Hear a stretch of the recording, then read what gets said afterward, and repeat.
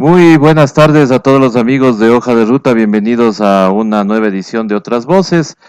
Hoy viernes, por si acaso se olviden, hoy es viernes 27 de marzo, son las 16 horas 45, estamos conectados directamente con el domicilio del doctor Juan Cárdenas, a quien le agradecemos por haber aceptado esta entrevista y por contactarse con nosotros.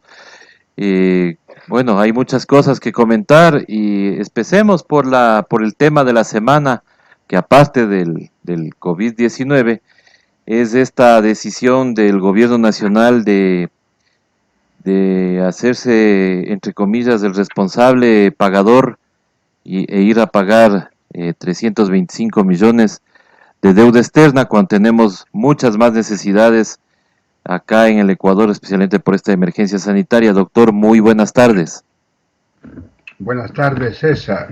Buenas tardes, queridos amigos y amigas de Hoja de Ruta, en esta tarde de un día que se confunde con cualquier otro.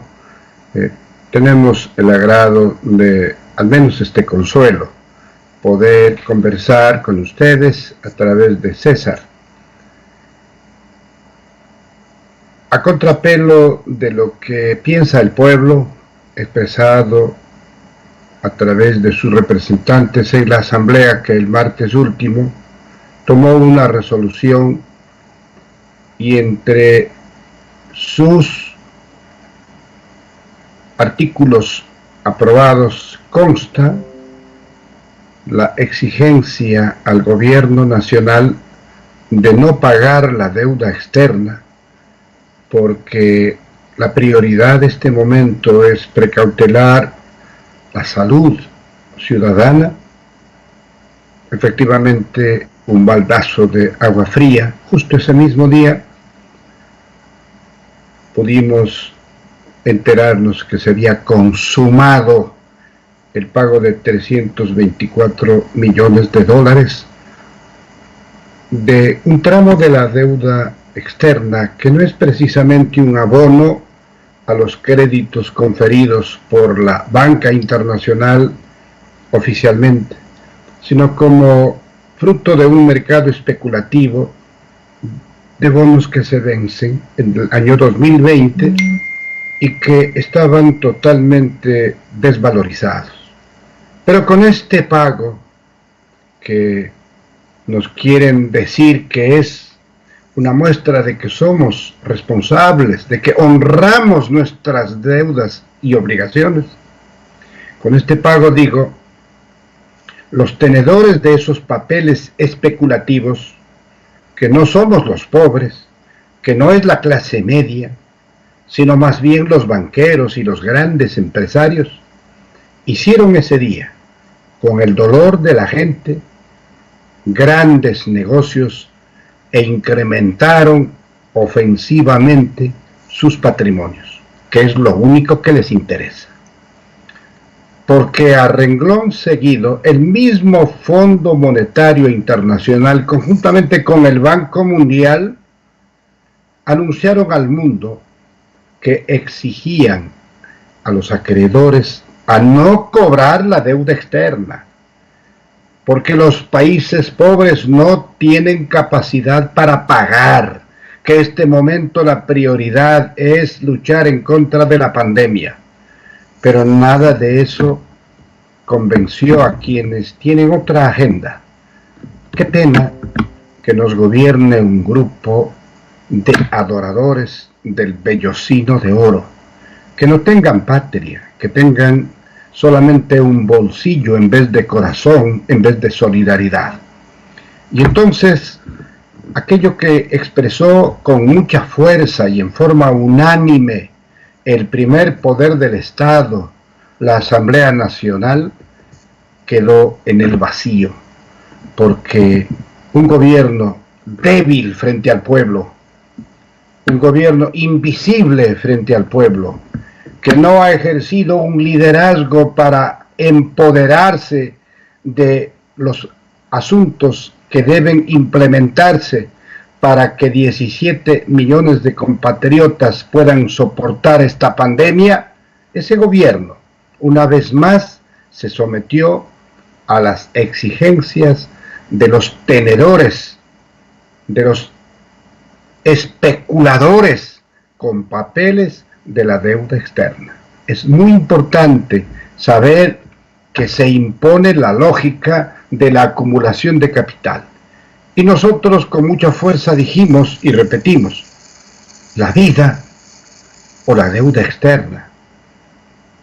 Y no pago de la deuda ya ni siquiera es un concepto ideológico, es un clamor ciudadano que responde a la necesidad de priorizar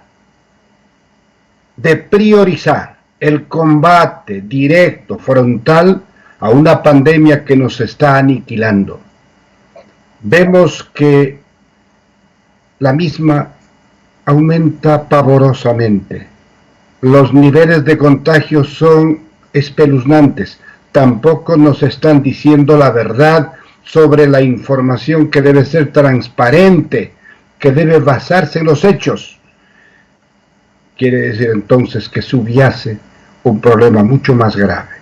Y en ese escenario de desesperación, cuando faltan insumos, implementos, instrumentales para ese ejército de maldiles blancos constituido por médicos, enfermeras, auxiliares, paramédicos que se juegan la vida en los hospitales y centros de salud del Ecuador, sabiendo que hay muchedumbres de compatriotas que se encuentran recluidos en sus lugares para no contagiarse, pero esta pobre gente está condenada o a contagiarse o a morirse de hambre. Ante este panorama, ecuatorianos, es muy difícil aceptar que se haya priorizado pagar 324 millones en plena crisis.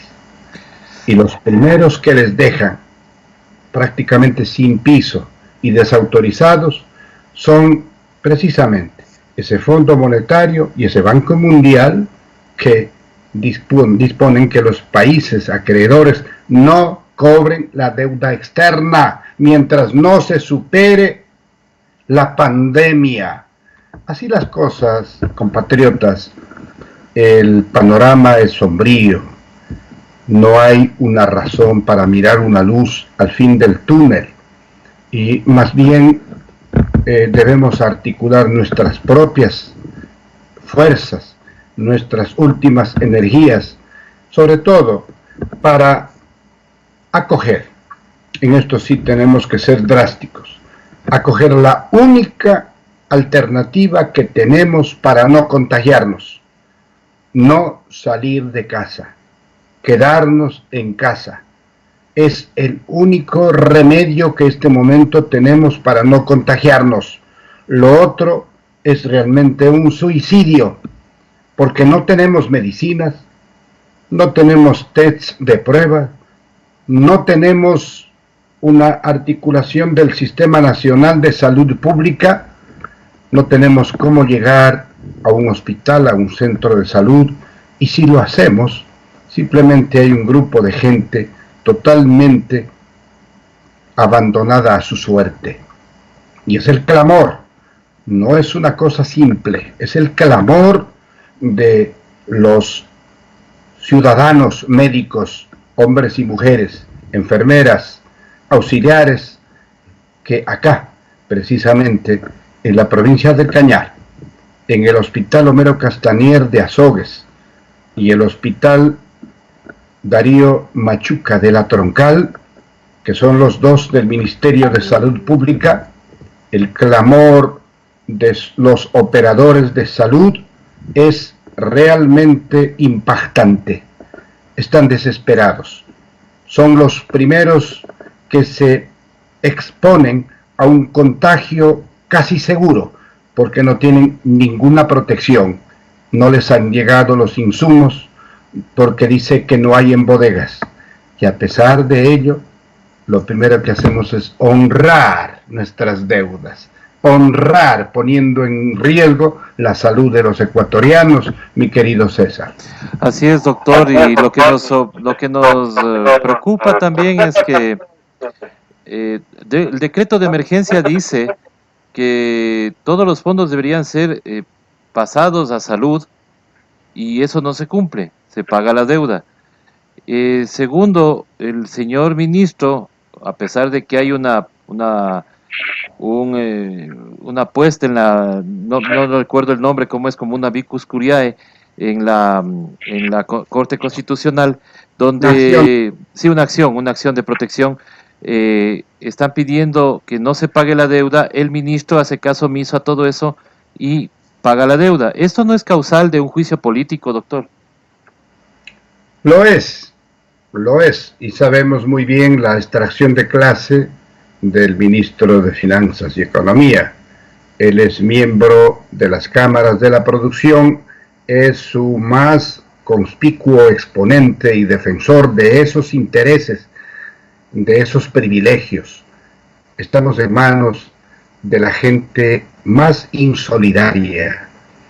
Y de hecho, hay causal, porque además, el momento que renuncia la exministra de Salud lo hace denunciando que no ha recibido los recursos para la emergencia que ordenaba precisamente la declaratoria de emergencia y el estado de excepción, ubicar los recursos necesarios de manera extra presupuestaria, extraordinaria, de fondos de la caja fiscal para atender la pandemia.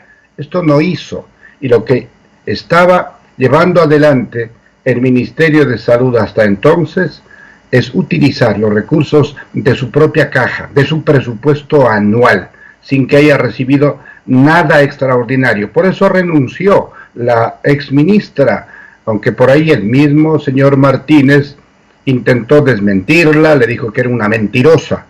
Ahí salió un documento del área financiera del Ministerio de Salud Pública, en que se demostraba que lo dicho por la exministra tenía el respaldo documental y que era cierto. Así que en esos mentidos y desmentidos quisieron agotar una especie de tomadura de pelo, y de hecho se ha consumado una situación insostenible, insoportable, inaceptable. Y en circunstancias normales, César, esta es una causal más que justificada para la iniciación de un juicio político en contra del señor Martínez, ministro de Finanzas y Economía. Pero hay prioridades. Por otro lado, la forma como llevamos adelante la realización del pleno de la Asamblea en forma virtual también impide, por ejemplo, la recepción de las firmas, que deben ser en físico, a fin de que respalden la petición de un juicio político. Así que llegará el momento de establecer las responsabilidades. Estas causales están allí, son parte del historial de quienes están destruyendo el país, y yo no me hago tampoco muchas ilusiones respecto a la Corte Constitucional, que ha sido capaz de avalizar atropellos a la Constitución en repetidas ocasiones. Así que en este panorama vemos que el escenario no es precisamente el de ajustar cuentas en cuanto a un juicio político. El escenario más bien es de la amplia solidaridad, de unir esfuerzos, recoger todos los fondos disponibles de las áreas que no son indispensables para destinarlas, precisamente para destinar esos recursos a afrontar la pandemia, a adquirir todo lo que es necesario para precautelar lo poco que aún se puede proteger, pero fundamentalmente proteger al ejército de mandiles blancos, que son las primeras víctimas de un contagio seguro, porque ellos están en la primera fila de esta guerra frente a una pandemia atroz. Se ha mandado una resolución por parte de la Asamblea Nacional pidiendo algunas cosas, pero la gente se pregunta por qué la Asamblea no propone una moratoria bancaria como para que el pueblo pueda pagar sus deudas luego de esta crisis con una moratoria de unos 3 meses, 2 o 3 meses.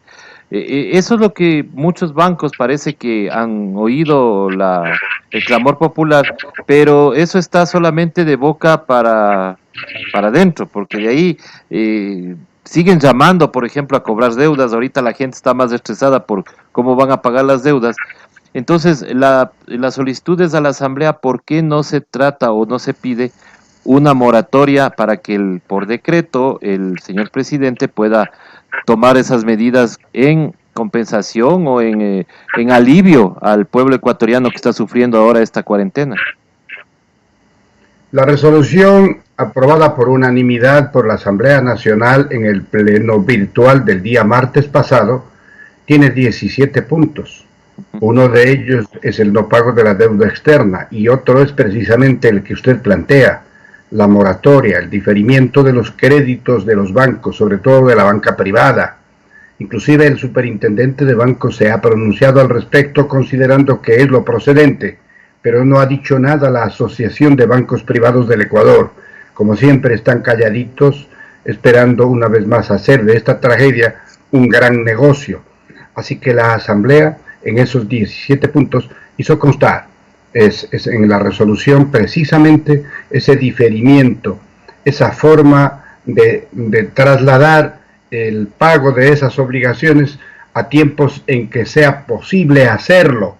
Eso está constando en la resolución y es bueno que quienes ejercen el periodismo alternativo difundan los puntos constantes en esa resolución y se podrá establecer que la Asamblea, como pocas veces, tuvo una actitud muy solidaria. Si bien es cierto, hubo el debate para señalar los errores y orientar algunos temas hacia derroteros que nos ayuden a superar el gravísimo problema que afronta el Ecuador y el mundo, como nunca, repito, esta vez en forma unánime aprobó esa resolución y entre los puntos precisamente se trata la acción que deben tomar los bancos privados, el sistema financiero privado para que alivie con un diferimiento obligado todas las obligaciones y precisamente para evitar que esos acuciosos cobradores de deudas nos estén llamando permanentemente cuando sabe que no tenemos la más mínima capacidad de pago. Igual nos hemos pronunciado respecto a las planillas de servicios básicos, luz, agua, teléfono, internet, igualmente para que haya un diferimiento en la cobranza, toda vez que al momento nadie tiene capacidad de pago en las circunstancias actuales. Así es, nadie tiene capacidad de pago. Doctor, yendo a otro tema, el día de ayer empezó a salir por redes algunas denuncias de que no hay ambulancias para transportar los cadáveres de personas que fallecen lastimosamente en sus hogares. Hoy la sorpresa nuestra fue que las cifras oficiales dicen 36 fallecidos. Sin embargo, de acuerdo a una publicación de Coavisa, dicen que en Guayaquil están pensando hacer una fosa común. Entonces, fosa común para 36 cadáveres, o sea, como que obviamente nos sorprende y al mismo tiempo nos preguntamos, o sea, nos están mintiendo, hay un subregistro, no están llevando las cifras correctas. ¿Qué es lo que está pasando, doctor? Sabemos lo que todos conocen, pero lo que no sabemos es aquello que nos están ocultando. Por eso que inclusive en la resolución de la Asamblea se exige la transparencia de la información. Que los medios de comunicación dejen de actuar como lo han hecho y siguen haciéndolo el juego a quienes esconden las cifras, precisamente dizque para no alarmar. Ya estamos alarmados, no es el momento de aquello. Además, entendamos que si están planteando la macabra solución de una fosa común en Guayaquil, no es para sepultar 37 cadáveres, Así es. porque esa cifra es de carácter nacional. A la de Guayaquil le asignan una cantidad mucho menor, así que se desmienten categóricamente porque las cifras no corresponden al dolor y a la realidad de lo que está ocurriendo. Es claro que de alguna manera, con la vigencia del toque de queda, efectivamente ya no se ve gente deambulando en las calles y hay un cierto orden en cuanto a la prioridad de abastecimiento, con las precauciones que debemos tomar todos cuando tenemos que ir por obligación a la farmacia o a comprar algo para la subsistencia. Ya vemos claramente que la gente se está quedando en casa, que está teniendo efecto ese toque de queda, que a rajatabla tiene la obligación de vigilar precisamente las Fuerzas Armadas. Lo que tampoco está bien, y hoy día se discutió largamente en una reunión de la Comisión del Grupo Parlamentario en Defensa y Promoción de los Derechos Humanos y con la concurrencia y comparecencia del Defensor del Pueblo, es que hay graves denuncias de que precisamente esos efectivos militares, que no conocen, como sí la policía, del trato día a día con la población civil, están cometiendo abusos, están violando los derechos humanos de las personas, cortándoles las cabelleras, castigándolos físicamente. Eso está prohibido por la Constitución y la ley. Y si están cometiendo estos abusos, eso es punible, eso no puede continuar. Pero estos temas que tienen que corregirse con una orden de un mando superior, pero que lo que hicieron quedó pendiente y algún momento responderán, es necesario que continúe en vigencia este toque de queda que nos involucra a todos. Así que una de las primeras víctimas han sido la verdad, la transparencia. Ellos también están contagiados de un virus, el virus de el sesgo de la ocultación, que creyendo que con ello están tapando la realidad, y eso no es así. Así como también hay otra víctima. Tengamos presentes, queridos amigos y amigas oyentes, hay una cifra espeluznante. Del Ecuador han salido 52.000 millones de dólares. 52.000 millones de dólares. ¿Y quiénes lo han sacado? ¿Los pobres? ¿La clase media? ¿Los profesionales? ¿Quiénes han sacado esa espeluznante cifra de dólares al exterior? ¿Muchos de esos irían a paraísos fiscales? Claro, para eso se bajaron el porcentaje del impuesto a la salida de divisas y su destino será desaparecerlo, para sacarlo al tropel, sin ninguna responsabilidad, sin ningún amor por la patria ni por nadie más que por el dinero. Y entonces nuestro clamor es ahora que el dólar se quede en casa, para que no se contamine con la ambición desmedida de quienes están saqueando el país y poniendo en duro riesgo, en peligro, la misma dolarización que ahora ya no puede ser sustentada con las generosas remesas de nuestros hermanos migrantes del mundo, porque ellos también soportan la misma situación nuestra, no producen, no tienen ingresos.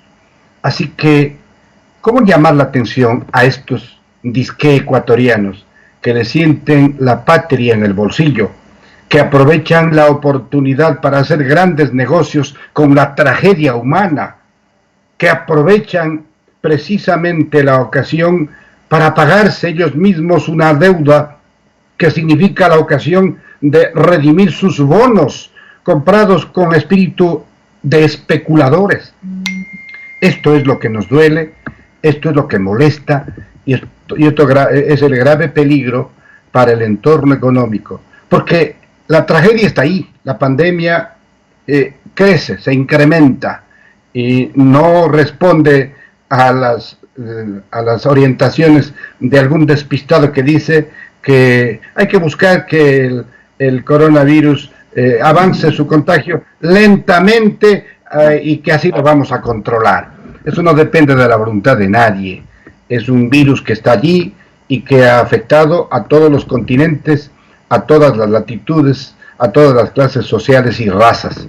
Así que nos preocupa gravemente que esté ocurriendo estos desfases, estas traiciones a la patria de parte de quienes están desesperados por llevarse el dinero, por cobrar bonos de una deuda, de espaldas a la solidaridad que debe existir para un momento tan duro del mundo.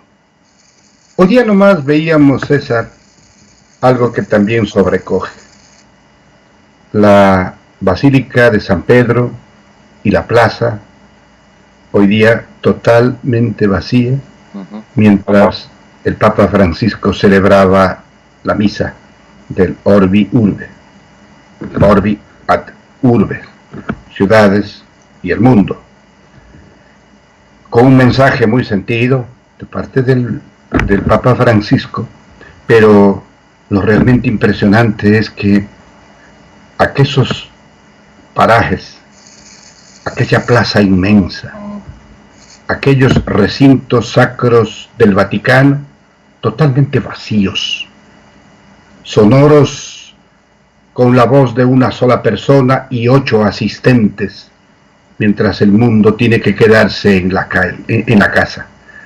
Así vamos viendo signos que ni siquiera imaginábamos en una película de terror de la mente más calenturienta de un productor cineasta. Están ocurriendo cosas realmente increíbles. Y en ese escenario vemos la ausencia de solidaridad de quienes están muy cerca de los que toman las decisiones para acabarnos de amolar. Así es, doctor.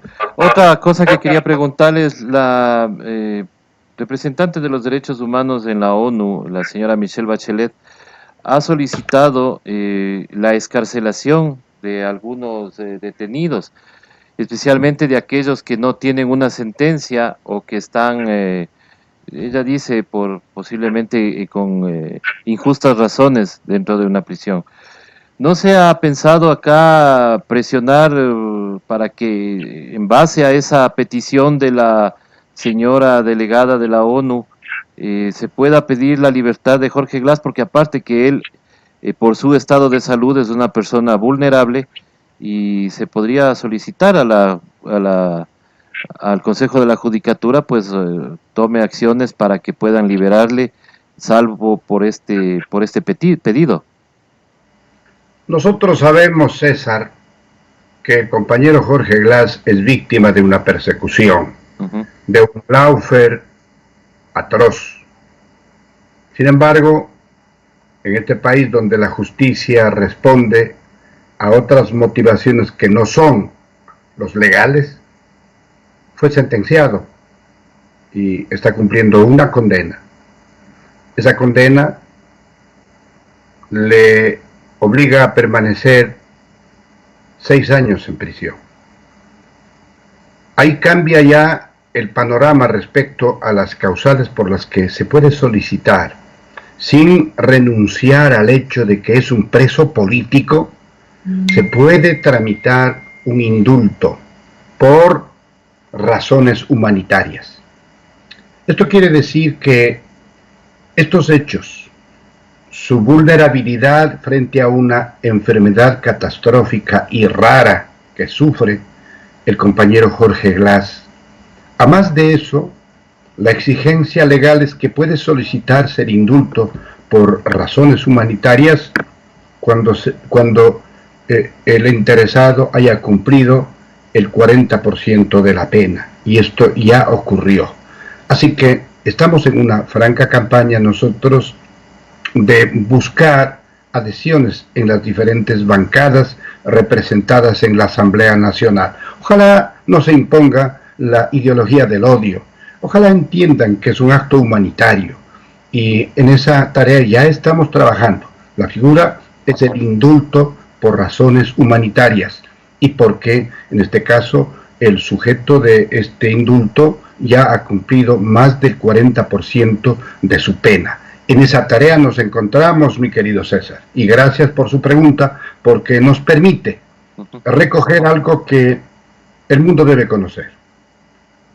La alta comisionada para Derechos Humanos de la ONU, la expresidenta chilena Bachelet, efectivamente ha recomendado a los gobiernos la liberación de sus presos en las cárceles, que es un lugar donde la pandemia podría tener visos de una tragedia si es que se llega a constatar contagios, que parece que en algunas ya existe, por ejemplo en la cárcel del Inca de Quito.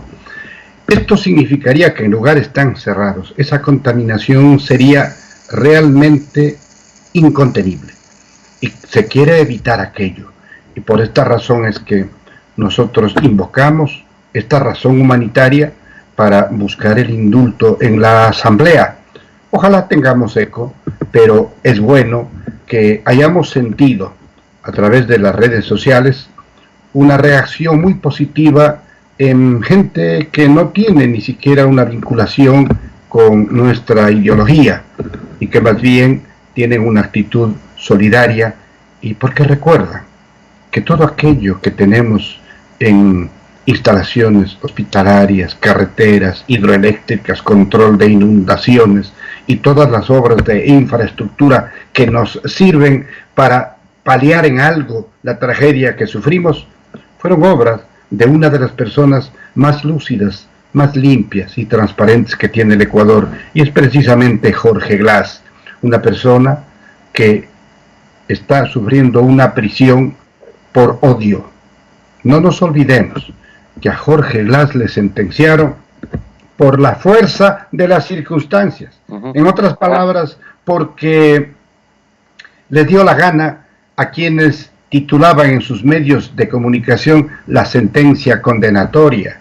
Recordemos que ese nefasto fiscal que inició la causa dijo al momento de culminar su alocución acusatoria de primera instancia, me estoy refiriendo a Carlos Vaca Mancheno, él dijo que ha ido detrás de la ruta del dinero que se ha embolsicado Jorge Glass, he ido por el mundo, he recibido reportes de todos los lugares, no tiene ni un solo centavo en ninguna parte, pero le seguimos buscando.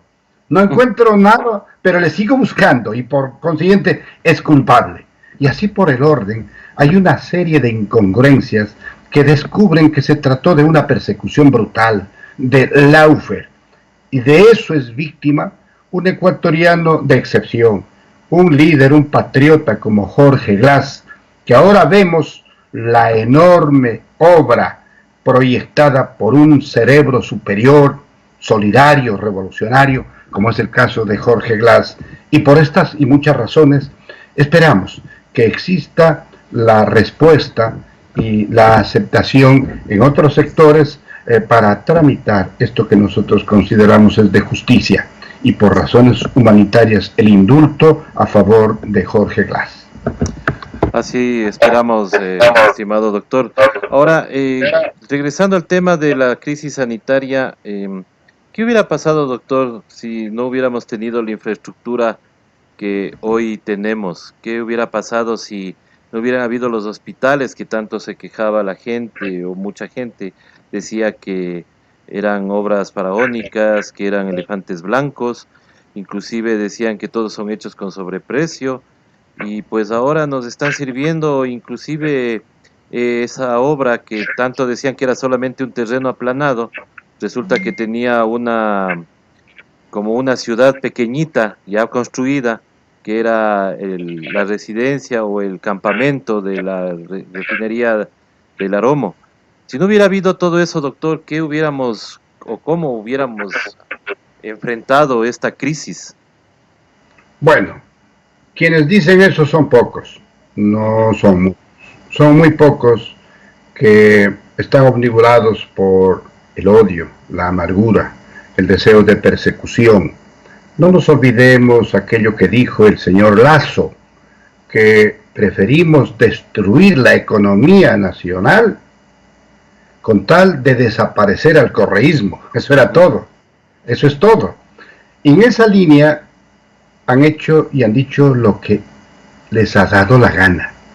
Pero la verdad les desmiente de inmediato. Los hechos históricos son los mejores maestros para dejarlos en evidencia. Esos hospitales, que inclusive se dijo que no hay que construir hospitales porque son difíciles de administrar, esos hospitales construidos por la Revolución Ciudadana, centros de salud tipo A, B y C, implementos, avances tecnológicos, capacitación de su personal, convenios con países de cultura médica más avanzada como Cuba, todo eso existía. Y lo que se hizo es tratar de desprestigiar esas obras por odio politiquero. Sacaron a los cubanos del Ecuador, ahora como quisiéramos que estén acá, pero esa infraestructura hospitalaria es la que está sosteniendo la crisis. En Guayaquil hay un hospital de infectología que fue descartado como un elefante blanco. Ahora tienen que volver a desempolvar y taparse la boca de lo que dijeron, porque ese hospital es de vital importancia para la tarea de diagnóstico que se necesita de urgencia. Así que más pronto cae el mentiroso que el ladrón. Se ha dicho de todo. La táctica fue decir que el gobierno anterior no había hecho nada, pero las obras les desmienten. Yo siempre digo, en todo pueblito, en toda ciudad, en todas las provincias, por pequeñitas que sean, existe una obra que habla por Rafael Correa, que clama por su retorno, que exige que se reinstale en el país la revolución ciudadana para más obras, para más bienestar. Entonces, por más que destruyeron lo que han podido, no pueden desaparecer de la memoria colectiva aquello que es tangible y real, una infraestructura hospitalaria que está sirviéndole al país en estos momentos de tragedia. Y debemos aprender la lección. El país es eterno. El Estado es la suma de 5 funciones. Los gobiernos tienen una capacidad de gestión que está limitada por su programa de gobierno. Así se tiene que actuar. Pero aquí se hizo todo lo contrario. Y todavía existe la actitud permisiva, distorsionada y distorsionadora de los grandes medios privados de comunicación, de la prensa libre e independiente, que todavía le sirve a ese propósito persecutorio, intentando esconder con nubosidades la realidad, cuando la gente exige la verdad y la transparencia. Así es, doctor, eso es lo que esperamos todos, que nos dé y nos hablen con transparencia. Doctor, y hay que también conversar un poquito sobre temas que, bueno, la gente ha conversado, especialmente en el tema de Guayaquil. ¿Por qué se da tanto contagiado en Guayaquil? Si se supone que allá es el modelo exitoso, allá teníamos supuestamente la panacea de todo el neoliberalismo. Se decía que todo era perfecto en Guayaquil. Sin embargo, en estos últimos meses vimos unas tremendas inundaciones. Vemos ahora que la gente no quiere quedarse en sus casas porque obviamente viven del día a día y están saliendo a tratar de conseguir algo de alimento porque no hay autoridad en esa provincia ni en esa ciudad que les dé una respuesta. Guayaquil es la ciudad de los contrastes e irónicamente también Perucolandia está seriamente afectada. Lo que pasa es que esconden por indisciplina, porque ellos no le hacen caso a nadie, porque hacen lo que les viene en gana. Pero el coronavirus afecta a todos, no importa si son pelucones o bravucones. Y el modelo exitoso se cayó en el camino y quedó hecho añicos. En los días de lluvias, Guayaquil se convirtió en una enorme piscina, con un sistema de alcantarillado de aguas púdridas y de lluvia colapsado. Y cuando bajaban las aguas, Guayaquil era un hueco fétido. Eso era Guayaquil en estos días, del centro hacia el suburbio. Porque claro, la isla Mocolí y sus alrededores, eso sí están a buen recaudo. Eso sí fue construido con el dinero del pueblo para beneficio de los pelucones. A eso le llaman modelo exitoso. Se cayeron aparatosamente. Porque se demuestra claramente que Guayaquil es un emporio de trabajo, sí, pero de la más brutal explotación laboral. Por eso es que hay niveles excesivos, realmente desbordantes, de economía informal. La gente sale a ganarse la vida a como sea, porque no hay trabajo, porque el trabajo está hecho para pequeños círculos de explotación y de miseria, mientras se acumulan riquezas en los grupos de presión económica y política.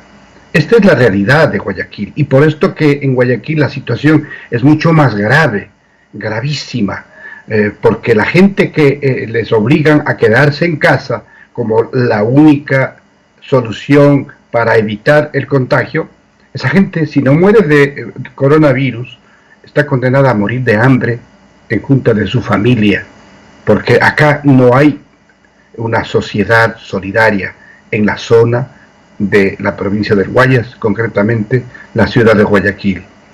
Nosotros vemos desde muy cerca, somos de la zona costanera de la provincia del Cañar, esta influencia, y vemos que cada vez es menos creíble el mensaje de quienes quieren perpetuarse en un poder inopinado, que no se basa en la justicia distributiva de rentas, que todo lo han hecho a través de corporaciones que responden a la lógica de las empresas privadas, que no le rinda cuentas a nadie de los recursos invertidos y que son de todos los ecuatorianos a través de la caja fiscal, porque a las corporaciones no puede auditar la Contraloría del Estado, y entonces son metodologías, son trampas creadas por los oligarcas para llevarse el dinero del pueblo y, además de eso, ganar mucho dinero del servicio público, porque han creado esas corporaciones para administrar el aseo de calles, el alcantarillado, el aeropuerto, el transporte a través de la metro. Todo está concesionado, todo rinde utilidades a la camarilla de la gallada, mientras el pueblo mira absorto como un mudo testigo de cómo se consuma una sociedad insolidaria, totalmente desigual, y a eso le llaman modelo exitoso. Claro, como tienen a su mando los medios de comunicación, que son también actores políticos, intentan imponer esta visión que ya el pueblo los descubrió, porque la realidad los ha desenmascarado. En estas últimas horas, el secretario de Comunicación ha dicho, y también un reportaje de revista Vistazo, de que todas las noticias falsas están saliendo de troll centers cercanos a la Revolución Ciudadana. ¿Qué opina usted, doctor, sobre esta noticia? Cada ladrón juzga por su condición. Ellos viven el espejismo de los troles, de los trolls. Ellos actúan de esa manera y se asustan de ver las multitudes incontenibles que asumen la defensa y la promoción de la revolución ciudadana. Y la forma de intentar desautorizar, desprestigiar, de alguna manera desvirtuar el impacto de esas concentraciones masivas de apoyo es endilgándonos la calidad de trolls. Así lo han hecho en todo. No pueden esconder la obra pública de la Revolución Ciudadana, a todo le acusan de sobreprecio. Pero aquí vale la pena para redondear una idea. Le pongo un ejemplo al amigo oyente, hombre o mujer, que nos honra con su sintonía. Usted decide hacer su casita y asigna para la construcción $50,000. A medio hacer de la casita, a la señora se le ocurre que en el patio hay que hacer una bodega para el planchador, y eso cuesta $5,000 adicionales. Cuando ya está por culminar la obra, también dice que es necesario instalar un sistema de riego para las plantitas, y eso vale $2,000 más. Bueno, y los $50,000 iniciales se convierten en 56, 57 o 60,000. Esos $10,000 adicionales son obras complementarias. No es robo, no es sobreprecio. Más aún, por ejemplo, una obra gigante que necesita un estudio asimismo muy minucioso, pese a ello, siempre habrá un margen de error que se corrige al momento de la construcción. Y entonces tienen que optarse por obras complementarias para garantizar la integralidad de la obra en su conjunto. Pero a esas obras complementarias, a esos presupuestos adicionales, le llaman sobreprecio. Pero ni con eso han logrado desvirtuar la aceptación, el cariño y la adhesión del pueblo, que no es un troll.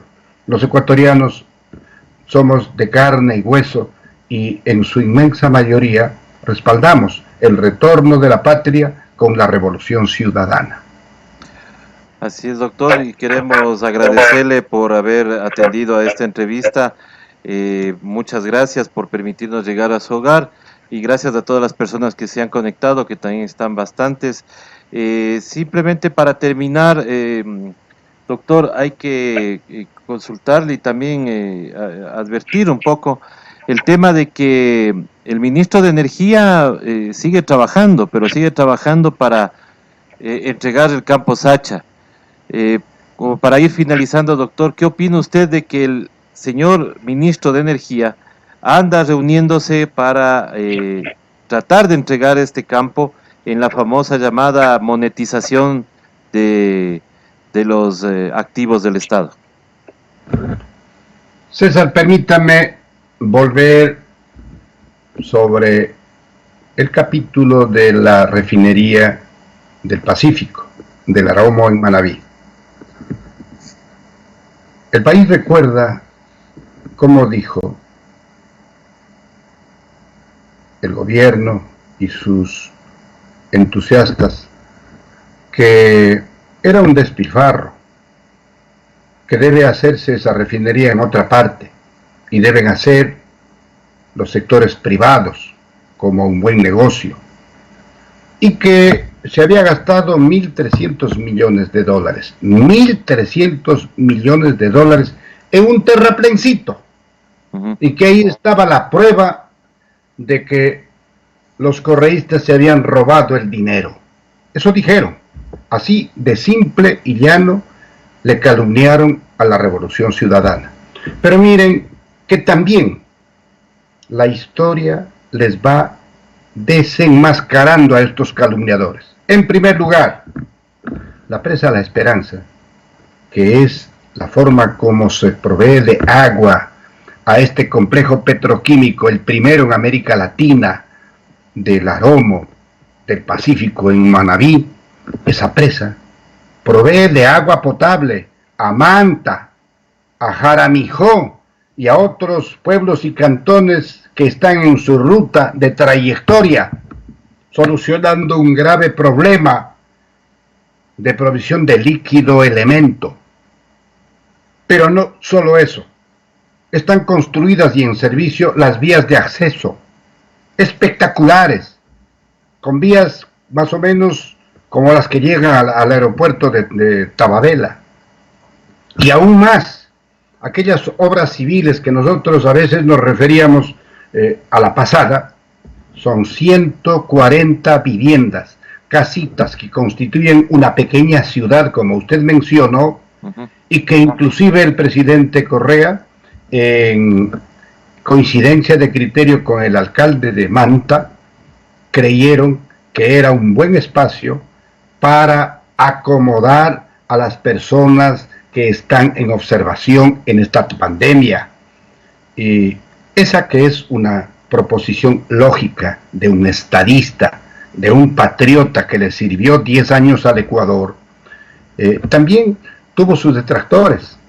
Inclusive alguien llegó a meterle fuego, a provocar un incendio en esas casitas. Por ventaja, los mismos campesinos del medio lograron evitar que desaparezcan bajo el fuego esas importantes obras que están ahí dispuestas, listas a convertirse en un lugar de aislamiento de personas en estado de observación. Que quede bien claro este hecho, cómo nos mintieron, cómo calumniaron, cómo dijeron que se ha llevado 1.300 millones de dólares, sin contar con el costo de los estudios que están listos para la planta petroquímica del Pacífico. Esa clase de estudios son de alta tecnología. Eso está por el orden de los 300, 400 millones de dólares. Entonces, todo está absolutamente justificado. La inversión está ahí. Sin embargo, mintieron. Y la historia se ha encargado de desmentirles. En el ámbito de los recursos naturales no renovables, es realmente desalentador que el nuevo ministro sea un conspicuo representante y defensor de las petroleras transnacionales. Y en esa línea, él va a continuar con esta forma eufemística de llamar a la privatización, la monetización. Se trata de aprovechar uno de los pozos más rentables, el de mayor producción.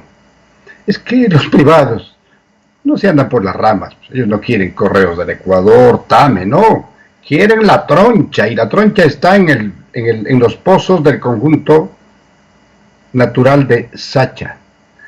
Y claro, por la vía de la monetización, es decir, evaluar el costo para ponerlo a la venta. De esto se trata, señor ministro de Recursos Naturales y Energéticos no renovables. Esos bienes son del Estado, son propiedad estratégica del Estado, no pueden ser vendidos, transferidos bajo ninguna figura ni título. Pero claro, como ustedes se han limpiado con la Constitución, intentarán atropellar ese que es un principio que fundamenta la propiedad de los ecuatorianos sobre los bienes y recursos estratégicos, y el petróleo lo es. Debemos estar vigilantes, y vale que hayan periodistas que tengan esta visión, que pongan de relieve estos hechos que son fundamentales, que no son de farándula, que son de fondo, y que significan el futuro del país y la forma de financiar la caja fiscal. Pero también recordemos un hecho.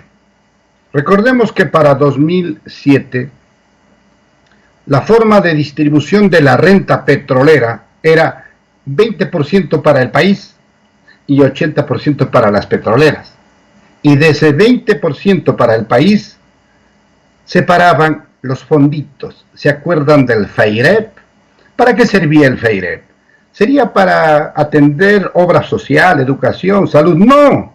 Esos fonditos servían para garantizar el pago de la deuda externa. ¿Acaso no nos acordamos? Por eso que desaparecieron.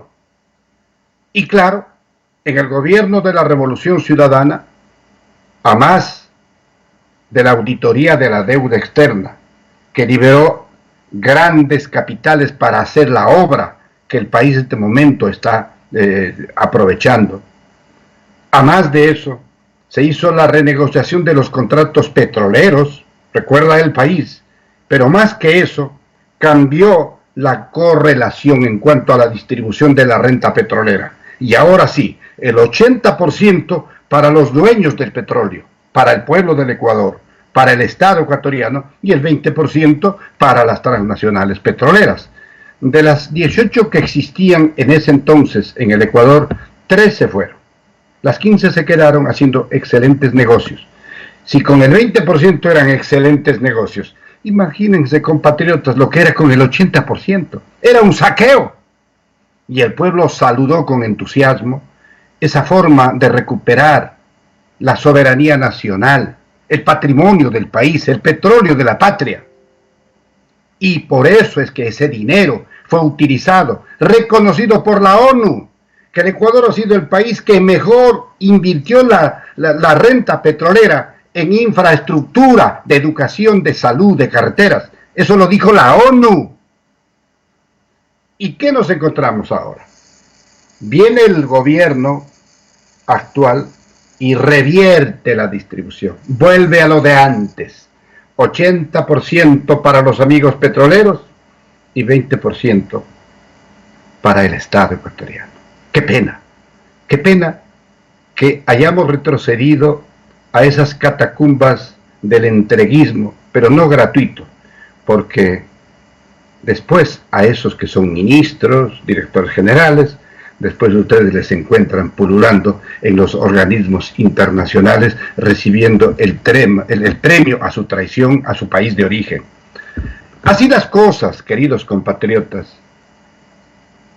Este momento, con un barril de petróleo tan bajo, que nadie nos puede garantizar, porque los iluminados inclusive decidieron, para contrariar la línea patriótica soberana del Ecuador, de la Revolución Ciudadana, decidieron salirse de la OPEP, que es el cartel que regula la producción y el precio.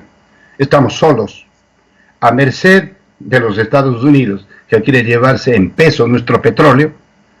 En esas circunstancias, cuando el precio del petróleo ha bajado terriblemente, no es conveniente sacar petróleo.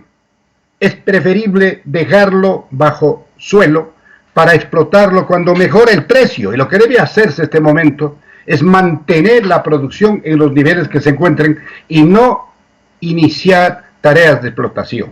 Quien lo haga, contraviniendo esta lógica, que es una lógica de un negocio internacional, está buscando otra cosa. Está buscando precisamente la privatización del sector energético, que por definición constitucional está expresamente prohibida. Así es, doctor. Nosotros queremos agradecerle por haber atendido esta entrevista. Y queremos invitarle pues para que siga con nosotros en próximas oportunidades, como siempre, las puertas abiertas de Hoja de Ruta, y siempre deseándole también lo mejor pues para que aguantar esta cuarentena mientras dure, y que pues luego de esto pues podernos ver ya y podernos dar personalmente un abrazo. Claro, con todo gusto, estoy a la orden, siempre y cuando me permitan mis múltiples ocupaciones en casa, porque ha de conocer usted que estoy en un curso intensivo de aprendizaje para cocinar. Ya no se quema el agua tibia, ya hago muchas tareas de limpieza, en fin, soy útil ahora en la casa. Y cuando usted desee, estamos prestos a comparecer. Y ahora también nos podemos dar un abrazo, eso sí, un poquito lejitos, para que no nos contagiemos. ¿Te parece bien, sí, así es, aunque sea un abrazo virtual, doctor. Perfecto, muy bien. Ya, César, muchos saludos por allá a todos los amigos y amigas que han tenido la gentileza de acompañarnos en esta tarde a través de la hoja de ruta. Muchas gracias, buenas tardes. Buenas tardes, doctor, y muchas gracias a todas las personas que se conectaron y están con nosotros. Muchísimas gracias y hasta la próxima.